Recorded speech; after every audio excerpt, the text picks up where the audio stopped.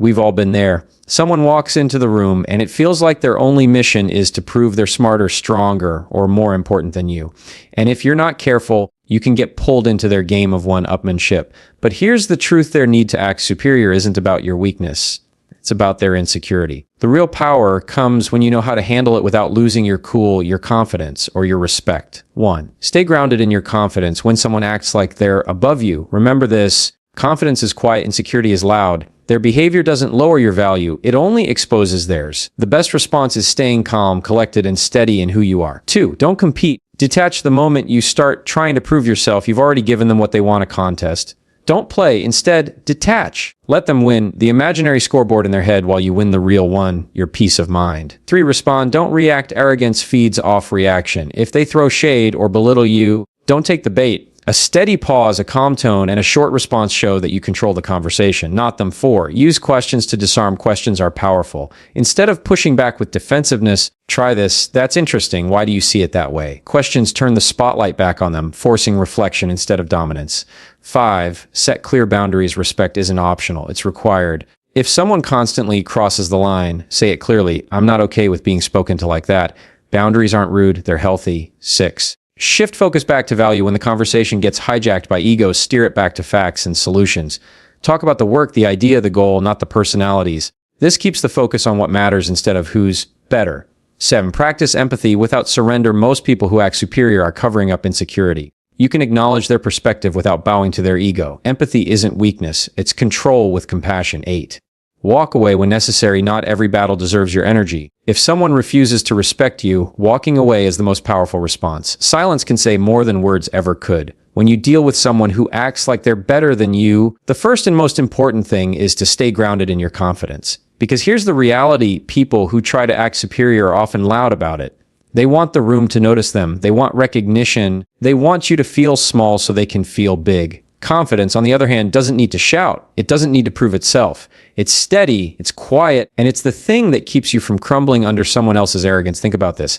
When someone flexes their so-called intelligence, money, or status in front of you, what's the natural reaction most people feel? Defensiveness. That urge to fight back, to prove yourself, to say, "I belong here too." But here's where you separate yourself from the crowd. Instead of letting that defensive energy take over, you anchor yourself. You remind yourself that their opinion doesn't define you, their words don't change your worth, and their behavior doesn't lower your value. What they're really doing is showing you their insecurity, because truly confident people don't need to make others feel small. And staying grounded doesn't mean being silent or passive. It means you choose how you show up. When you know who you are, you don't need to match their volume. You don't need to compete for space. You let them perform and you stay centered. There's power in that stillness. There's strength in knowing you don't have to play the game to win it. Confidence is also about body language. The way you sit, the way you hold eye contact, the calm in your tone, those things speak louder than the words you use.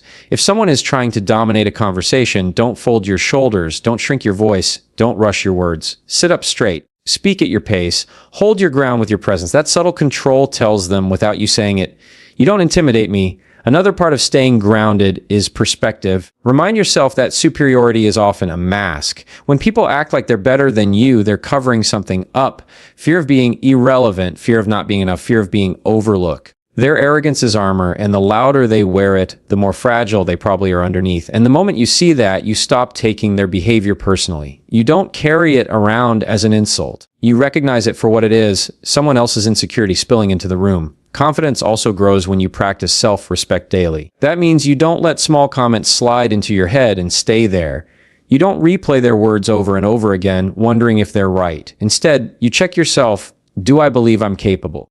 Do I know my value? Am I clear on what I bring to the table? When your answers are yes, their arrogance loses its power over you. When you come across someone who constantly acts like they're better than you, your first instinct might be to push back and prove them wrong. It's natural. When they brag about their success, you feel like you need to share yours. When they try to one-up you, you feel tempted to one-up them back. That's human nature. But here's the trap. Every time you step into that competition, you're playing on their field.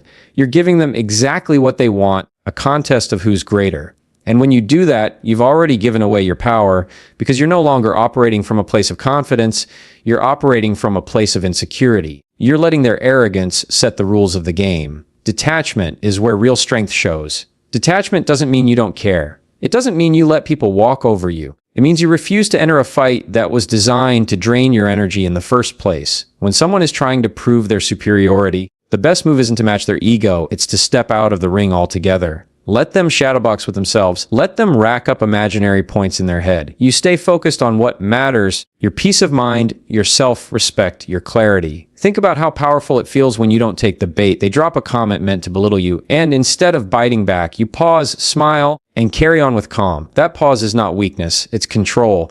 It shows that you're not trapped in the same need for validation that they are. You're not scrambling to prove your worth. You already know it. And that's why detachment feels so unsettling to people who thrive on competition. They don't know what to do when you won't play the game. The beauty of detachment is that it also protects your energy. Competing with people who think they're better than you is exhausting. It keeps you locked in comparison, constantly measuring yourself against someone else's standards. And here's the thing, no matter how much you prove yourself, it'll never be enough for them. Because superiority isn't about reality, it's about perception. They're not looking for equality. They're looking for dominance. So the cycle never ends until you decide to step out of it. When you detach, you end the cycle. You choose not to measure your value by their yardstick. You choose not to waste energy on a battle that was never worth fighting. And detachment isn't about ignoring people completely either. You can engage, you can have conversations, you can work alongside them. The difference is you're not attaching your identity to their opinion. Their comments don't get under your skin. Their arrogance doesn't knock you off balance. You see it for what it is, a performance, and you don't buy a ticket to the show. When you're dealing with someone who acts like they're better than you, the easiest mistake you can make is to react. That's exactly what they're fishing for. They throw a sharp comment and you snap back, they roll their eyes and you raise your voice. They try to make you feel small and suddenly you're scrambling to defend yourself. That's reaction. And every time you react, you're giving them control over your emotions. They pull the string, you jump. They push the button, you light up. It's predictable, it's impulsive, and it leaves you feeling drained because afterward you realize you played right into their hands. Responding, on the other hand, is a different kind of power. Responding means you take a breath, you pause, and you choose what comes next. It's not about silence or letting things slide. It's about refusing to give away your emotional steering wheel. When you respond, you're in control of the tone, the pace, and the outcome of the conversation. That's where dignity lives. That's where confidence lives. Because you're no longer dancing to their music. You're creating your own rhythm. Think about a time when someone said something designed to provoke you. Maybe they questioned your intelligence in front of others, or they dismissed your idea with a smirk. The urge to snap back is immediate. That's the reaction. But imagine instead that you take 1 second to breathe. That 1 second changes everything. Instead of matching their energy, you lower yours to calm. Instead of defending yourself with a long explanation, you answer with short, steady words. Something like, "That's your perspective." Or, "I hear you." It's simple, it's controlled, and it doesn't feed their fire. You're showing them that they don't get to dictate your behavior. Responding also forces people to reveal themselves. When you react, the focus shifts to your outburst. Now you're the one who looks defensive or emotional. But when you respond calmly, their arrogance stays in the spotlight. People can see it clearly because you didn't muddy the water with your reaction. And often, that's enough to expose what's really happening without you ever needing to point it out. Another thing about responding is that it buys you time. You don't owe anyone an immediate answer. You don't have to match their speed. When you slow down, you make better choices. You decide whether to clarify, to redirect, or to set a boundary. And the slower you move, the less power their arrogance has over you. Because arrogance thrives on pulling you into a fast, heated exchange. Calm is the opposite. Calm disarms. Calm confuses. Calm creates space where you get to decide the outcome instead of letting them drag you into theirs. Responding instead of reacting is a skill. It's something you practice in small moments when someone interrupts you, when someone dismisses your point, when someone tries to undermine you. Each time you pause, each time you choose calm words over sharp ones, you're building that muscle. And the stronger it gets, the less anyone can shake your ground. One of the smartest ways to handle people who think they're better than you is to flip the script with questions. Arrogant people thrive when they feel in control of the conversation. They want to dominate it, steer it, and make it about their superiority. But when you ask the right kind of questions, you take back control without ever raising your voice or entering into a power struggle. You move from defending yourself to putting the spotlight directly on them, and that's when things start to shift. Questions have a way of forcing people to think. If someone is trying to belittle you or push their opinion as if it's the only one that matters, instead of shutting down or firing back, you can calmly ask, What makes you say that? Or why do you see it that way? These aren't aggressive comebacks. They're open-ended prompts that push the other person to explain themselves. And often, the moment they have to slow down and articulate their reasoning, their arrogance doesn't sound as strong as it did when it was just delivered as a blunt statement. The key here is tone. The same question can either escalate a situation or completely disarm it depending on how you ask. If your tone is sharp, it comes off as sarcastic or defensive. But if your tone is calm, curious, and steady, it creates a pause. That pause is powerful. It disrupts their rhythm. It stops them from bulldozing through the conversation and forces them into a different mode. Reflection instead of domination. Another kind of question that works well is one that shifts focus back to the bigger picture. If someone is trying to show off or assert superiority, you can redirect by asking, how do you think this helps us move forward? Or what solution do you see here? Suddenly, the conversation isn't about who's smarter or who's right. It's about progress. And if they don't have a clear answer, that becomes obvious without you having to point it out. Questions like these quietly expose whether someone is adding real value or just flexing their ego. Questions also protect your energy. When you ask instead of argue, you're not pouring your emotions into proving yourself. You're letting the other person carry the weight of explaining, clarifying, and justifying. That's their work to do, not yours. And as they talk, you stay composed, listening, nodding, and maintaining control over your own space. It's not about winning. It's about not losing yourself in their noise. Sometimes the most disarming question is the simplest one. What do you mean? It's short, it's neutral, and it forces them to go deeper than a surface-level jab. And the more detail they have to give, the less intimidating their superiority act starts to feel. Because superiority thrives on quick punches, not on careful explanation. By slowing the conversation with questions, you strip away that momentum. When you deal with people who act like they're better than you, there comes a point where confidence, calmness, and even questions aren't enough. Because some people won't just throw out the occasional arrogant remark, they'll push and they'll keep pushing. And if you let it slide every time, they'll take it as permission to keep crossing the line. That's where boundaries come in. Boundaries are not about shutting people out. They're about teaching people how to treat you. And if someone is acting superior, dismissive, or disrespectful, a clear boundary is what communicates that their behavior isn't acceptable. A lot of people hesitate to set boundaries because they don't want to come across as rude or confrontational. But here's the thing, boundaries aren't rude, boundaries are healthy, boundaries are respectful. They protect your self-respect while still leaving room for healthy connection. And when you state one calmly and clearly, it actually makes you look stronger, not harsher. Imagine someone constantly interrupting you in a meeting to show off what they know. You could sit there frustrated, or you could calmly say, I'd like to finish my point before moving on. That's a boundary. It's not emotional, it's not aggressive, it's just direct.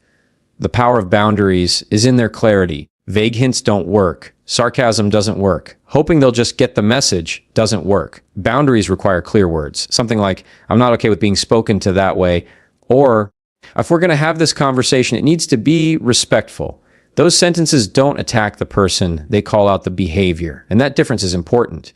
You're not saying, you're arrogant. You're saying, this behavior is not okay with me. That's how you separate their identity from their actions while still protecting yourself. And here's where most people get boundaries wrong. It's not just about saying them, it's about following through. If you set a boundary and then let it slide the next time, you've taught the other person that your words don't carry weight. Boundaries without consistency are just suggestions. Boundaries with consistency become standards. And the more you uphold them, the more people around you learn how to treat you, even the ones who come in with arrogance. It's also worth noting that boundaries don't always need to be loud or public. Sometimes the clearest boundary is removing yourself from the situation. If someone keeps talking down to you and they don't respond to your words, you can choose to step away. You can shorten conversations, limit your availability, or avoid feeding into their ego. Distance is a boundary too, and sometimes it speaks louder than any sentence could. Boundaries are also a reflection of self-worth. If you believe in your value, you protect it. If you don't, you'll tolerate disrespect and call it patience. Knowing where your line is and calmly enforcing it is one of the strongest messages you can send. Because when someone tries to assert superiority over you, your boundary is what reminds them, and more importantly, reminds you that respect is not optional. It's required. When someone tries to act like they're above you, it's easy for the entire conversation to get hijacked by ego. Suddenly, it's not about solving the problem, not about sharing ideas, not about progress. It's about who looks smarter, who gets the last word, who leaves feeling superior. And if you let yourself get caught in that cycle, you end up arguing in circles, wasting energy, and walking away frustrated. That's why shifting the focus back to value is one of the smartest things you can do, because value is undeniable. It's grounded. It's practical. It moves things forward instead of keeping them stuck in a tug of war of egos. When someone is trying to show off, they're drawing attention to themselves. They want recognition. They want to be seen as more important. But when you redirect the focus to value, you change the entire dynamic. For example, if someone is dismissing your idea and trying to make theirs sound superior, instead of debating who's right, you can say, let's focus on what gets the best result here. That one sentence takes the attention off of personalities and puts it back on solutions. It cuts through arrogance and grounds the conversation in something productive. The key to this is staying calm and factual. Value doesn't need exaggeration or defensiveness. It stands on its own. If someone tries to flex their knowledge, you can acknowledge it briefly, but then redirect. That's one perspective. Here's what I think actually works for the goal we're trying to hit. You're not dismissing them, but you're also not letting their ego dominate the room. You're reminding everyone that what matters most is not who shines the brightest, but what creates the best outcome. Another way to shift focus back to value is by bringing the conversation into measurable ground. Arrogance loves vague generalizations like, I know more about this than anyone else, or that's not the way things should be done. Instead of arguing, you can anchor the conversation with specifics. Here's the data we have. Here's what's worked in the past. Here's what will actually solve the problem. Facts are hard to argue with. They take the wind out of superiority because facts don't bend to ego. They either support the claim or they don't. And shifting focus doesn't just work in professional conversations. It works in personal ones too. If someone is trying to outshine you in a group setting, bragging or one-upping every story you share, you can bring the focus back by engaging the group on something meaningful instead of competing with the brag. You don't have to top their story. You can ask the group a thoughtful question, or you can pivot to a subject that invites more voices in. That way, the spotlight shifts away from their ego show and onto something that creates connection and value for everyone. The real strength of this approach is that it shows you're not easily baited. You're not here to play in the shallow end of one-up games. You're here for depth, progress, and purpose. And the more you do this, the more people notice. Even if the arrogant person doesn't change, the people around you see the difference between someone trying to dominate and someone trying to create value. And that difference earns more respect than superiority ever could. When someone acts like they're better than you, the last thing you probably feel like doing is showing empathy.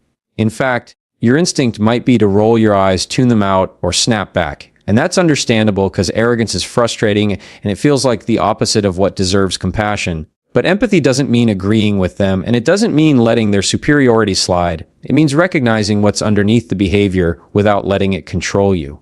Because most of the time, superiority is a mask. People who constantly act above others usually do it because they feel below in some area of their own life. Their arrogance is armor. And empathy is simply the ability to see that without letting yourself get pulled under by it. Practicing empathy without surrender starts with shifting how you see them. Instead of labeling them as just difficult or obnoxious, remind yourself that this behavior is usually rooted in insecurity. When someone has to constantly remind you how smart they are, how successful they are, how much more they know than you, it's usually because deep down they don't actually feel that secure.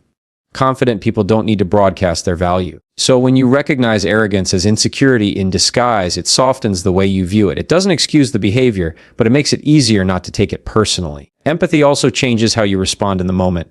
Instead of firing back with sarcasm or defensiveness, you can take a calmer route. For example, if someone is belittling your work, instead of snapping, you might say, I hear that you have a different perspective. It's not surrender because you're not agreeing, but it's also not escalating. You're acknowledging their words without giving them control over your emotions. That balance is where empathy shows up as strength. Another layer of empathy is understanding that people who need to feel superior often crave validation. And while it's not your job to feed their ego, sometimes offering a simple acknowledgement can diffuse tension. Something as small as, you clearly have a lot of experience in this area, can lower their defensiveness enough for you to redirect the conversation back to balance. That doesn't mean you're giving up your ground. It just means you're choosing a smarter strategy. Because sometimes the fastest way to get someone to stop pushing is to give them just enough recognition that they no longer feel the need to prove themselves in front of you. The challenge is making sure empathy doesn't cross over into surrender. You can understand why someone acts the way they do without excusing it, and you can acknowledge their perspective without adopting it. Empathy should never come at the expense of your boundaries or your self-respect. That's where many people get it wrong. They think being empathetic means being passive. It doesn't. It means you can see the human beneath the behavior while still standing firm in your own dignity. And that combination of compassion and strength is often more disarming than any argument you could make. Sometimes the smartest way to deal with people who think they're better than you isn't about standing your ground, debating with calm logic, or redirecting the conversation. It's about knowing when to walk away. Because the truth is, not every person deserves your energy. Not every situation calls for a response. And not every interaction is worth trying to fix. There are moments when the strongest, most dignified move you can make is to step back, create distance, and refuse to give them the attention they're trying to pull from you. Walking away doesn't mean you're weak. It means you're wise enough to know where your energy belongs. The tricky part is that walking away can feel like losing. In the heat of the moment, it can feel like they've won because you didn't fight back or prove yourself. But that's the illusion. People who constantly act superior want you to engage. They want the argument, the back and forth, the competition, because it feeds their sense of importance. By walking away, you're not losing, you're denying them the very fuel they're looking for. You're choosing peace over drama, clarity over chaos, and self-respect over pointless battles. Walking away also protects your emotional balance. When you stay in the presence of arrogance for too long, it wears on you. You start questioning yourself, doubting your abilities, or replaying the conversation long after it's over. That's how arrogance wins. It lingers in your head even when the person isn't around anymore. But when you remove yourself, you cut off that cycle. You create space for your mind to breathe, to reset, to focus on something that actually matters instead of wasting hours mentally arguing with someone who was never going to hear you anyway. Sometimes walking away doesn't have to be physical. It can mean shortening the conversation, keeping your answers brief, or limiting how much time you allow that person to take from you. It can mean choosing not to respond to a text designed to bait you into defensiveness. It can mean politely excusing yourself from a meeting where someone is clearly more focused on looking impressive than on solving the problem. Walking away is less about the action itself and more about the decision to withdraw your energy from a place where it's being wasted.